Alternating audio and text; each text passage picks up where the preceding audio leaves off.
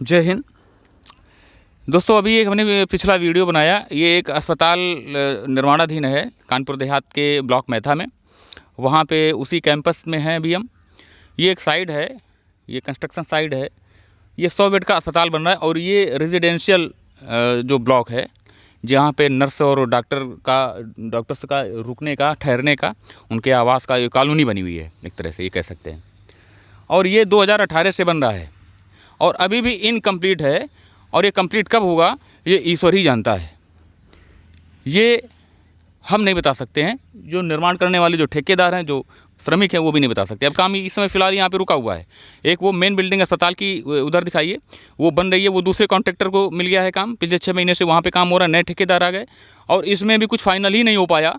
अब आप ये देखिए कि ये 100 बेड का अस्पताल ये बन रहा है और 2000 लगभग 5 वर्ष पहले एक हेल्थ प्रोफाइल की जो रिपोर्ट आती है, जिसको प्रूव करता है नीति आयोग, उस रिपोर्ट में ये कहा जाता है कि 18 लाख बेड की तत्काल आवश्यकता है। ये 5 वर्ष पूर्व की रिपोर्ट है। आज की तारीख में तो ये आवश्यकता बढ़ गई होगी। अब आप अंदाज़ा लगा सकते हैं कि ये जो सामंजस्य, ये जो असंतुलन बढ़ रहा है मांग और आपूर्ति में, ये क्यों आ रहा है? ये इसीलिए आ रहा है कि 100 बेड का अस्पताल बनने में भारतवर्ष में अभी भी, उत्तर प्रदेश में अभी भी 6 से 7 वर्ष का समय लग जाता है। 100 बेड का अस्पताल तब भी पूरा नहीं हो पाता है। और विडंबना देखिए कि एक रिपोर्ट, ये नीति आयोग की एक रिपोर्ट कहती है कि अस्पताल या स्वास्थ्य विभाग के लिए 8,600 करोड़ डॉलर की तत्काल आवश्यकता है। रुपए नहीं, डॉलर की, यानी कि हजारों करोड़ों में मामला जा रहा है। इसकी तत्काल आवश्यकता है। ये 1 वर्ष पूर्व की एक रिपोर्ट बताती है, जो नीति आयोग की जो हेल्थ इंडेक्स जो जारी होता है उसके अनुसार।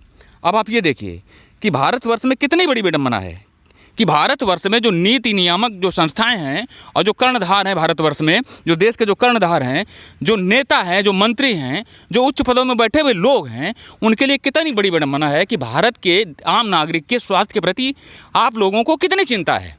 ये दर्शाता है कि अभी भी आज़ादी के 75-76 वर्ष के बाद भी 10,000 आबादी के लिहाज से 10,000 लोगों में एक डॉक्टर है। और जो डॉक्टर उपलब्ध भी हैं उनमें देखिए कितनी बड़ी विडंबना है। जितने भी देश में प्रैक्टिस करने वाले एलोपैथिक डॉक्टर हैं, उनमें 57% के पास कोई मेडिकल की डिग्री नहीं है। ये नीति आयोग की रिपोर्ट बता रही है। ये कोई हम नहीं बता रहे हैं, ये कोई प्राइवेट एजेंसी नहीं बता रही है।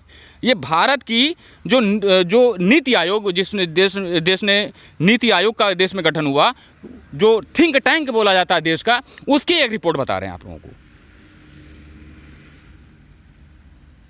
और जो डॉक्टर, जो एलोपैथिक डॉक्टर हैं, उनमें आप ये समझिए 1/3 तो इंटरमीडिएट पास हैं। आप ये देखिए कितनी बड़ी विडंबना है।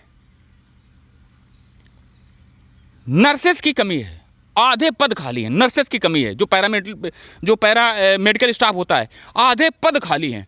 और पीएचसी के जो अनुमोदित पद हैं, जो डॉक्टर्स के अनुमोदित पद हैं, पीएचसी स्टैंडर्ड की बात हम कर रहे हैं, उसमें भी लगभग आधे पद खाली हैं। आप देख लीजिए कितनी बड़ी विडंबना है कि भारत अभी भी आज़ादी के 76 वर्ष के बाद भी अपनी पूरी जीडीपी का 1.2% ही हेल्थ में देता है। आप देख लीजिए। और वहीं पे अमेरिका 18%, वहीं पे स्विट्जरलैंड 10%, वहीं पे फ्रांस जैसे जो विकसित देश हैं 12% अपने जीडीपी का देते हैं।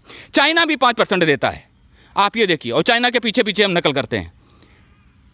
हम अपने देश में आम आदमी का, नीति जो निर्माता हैं उनके एक जो आम आदमी के प्रति संवेदनहीनता है, उसको ये दर्शाता है कि कुल जीडीपी का 1.2% वो हेल्थ में देते हैं।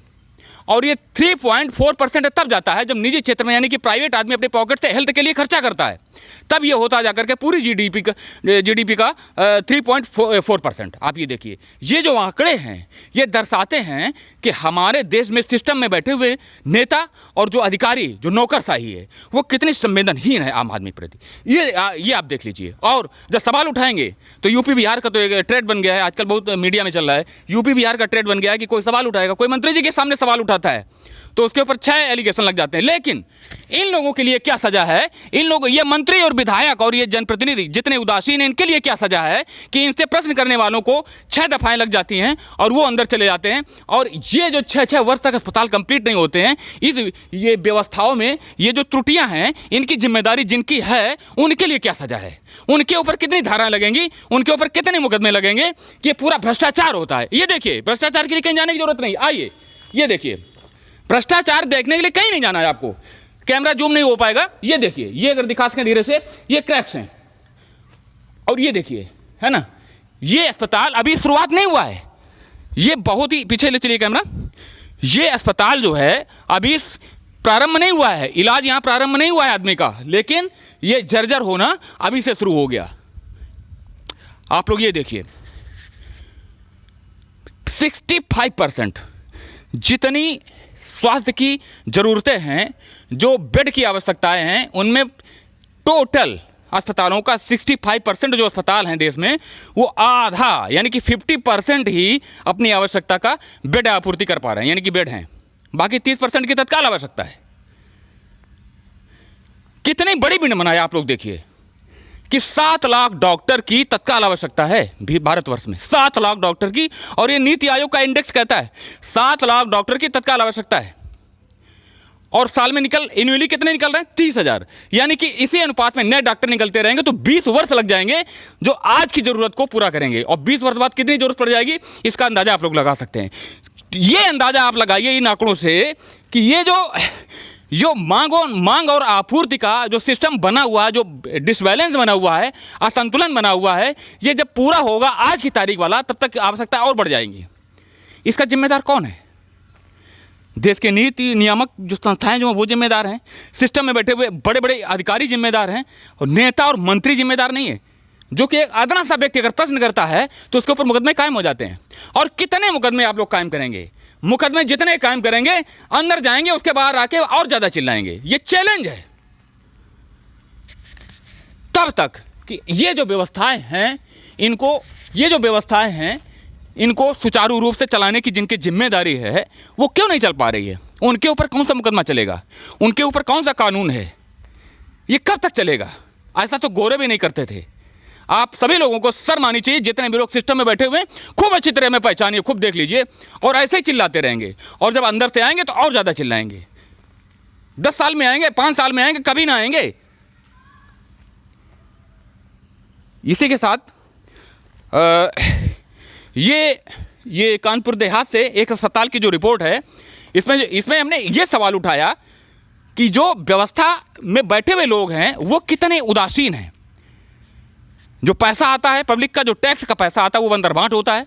और किस तरह से बंदरबाट होता है, ये खुले कैमरे में बिल्कुल डेली हम लोग दिखाते रहते हैं। और इन सब चीज़ों के लिए आप लोग क्या सोचते हैं, ये आप लोग भी मनन कीजिए। और आपके क्षेत्र में ये हमारा वीडियो व्हाट्सएप में ही करीब 2000 गांव में देखा जाता है, मध्य उत्तर प्रदेश में, जो एक छोटा सा एक आंकड़ा हमारा है।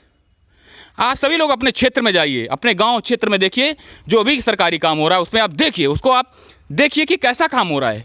ये सरकार का पैसा है, तो सरकार के पास पैसा किसका आता है, सरकार किसकी है? ये सब हम ही लोग का है। आप लोग बिल्कुल देखिए और नज़र रखिए। इसी के साथ कानपुर देहात के ब्लॉक मेधा से, जुगराजपुर गांव से, भारत भाग्य विधाता के लिए जय हिंद।